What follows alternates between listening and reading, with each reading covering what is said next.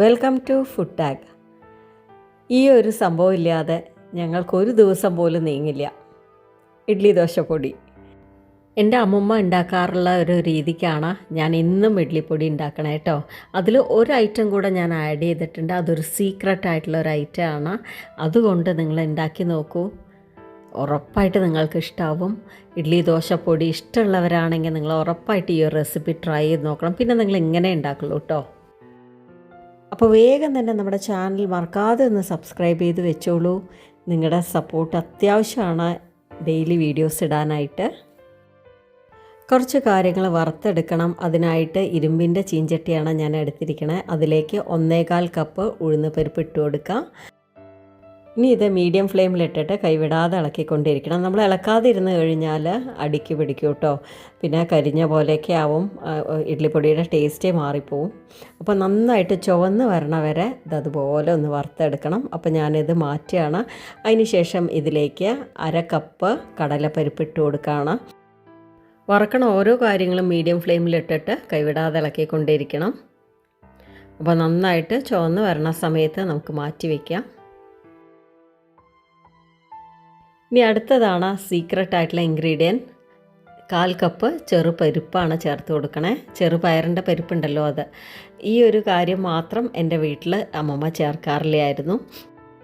ചെറുപരിപ്പ് ഞാൻ എങ്ങനെയാണ് ചേർക്കാൻ തുടങ്ങിയതെന്ന് വെച്ചാൽ, ഒരു ദിവസം ആ ഹസ്ബൻഡിൻ്റെ ഫ്രണ്ടിൻ്റെ വീട്ടിൽ പോയിരുന്നു.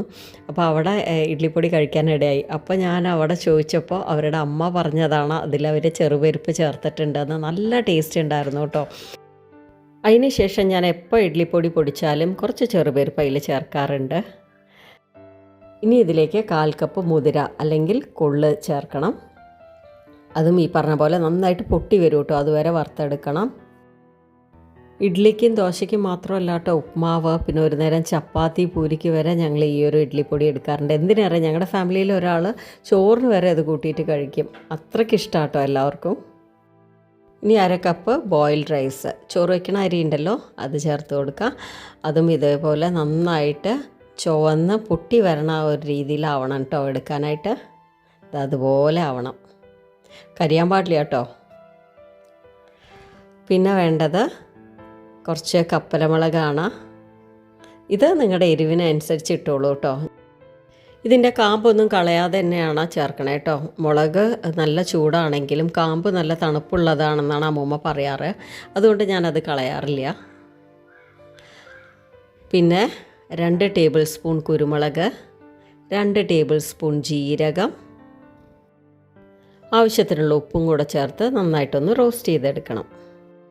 എനിക്ക് നന്നായിട്ട് ആഗ്രഹമുണ്ട് കേട്ടോ നിങ്ങളെല്ലാവരും ഈ ഒരു ഇഡ്ഡലിപ്പൊടിയുടെ റെസിപ്പി ട്രൈ ചെയ്ത് നോക്കണമെന്ന്. എന്നിട്ട് എനിക്ക് ഉറപ്പായിട്ട് ഫീഡ്ബാക്ക് തരണം കേട്ടോ.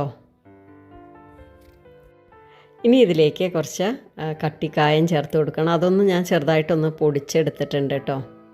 അതും ഇതുപോലെ ഒന്ന് റോസ്റ്റ് ചെയ്തെടുക്കണം. ഏറ്റവും അവസാനമായിട്ട് കറിവേപ്പില ഇല്ലായിരുന്നു, പിന്നെയാണ് ഓർത്തിട്ട് പോയി പൊട്ടിച്ചു വന്നത്.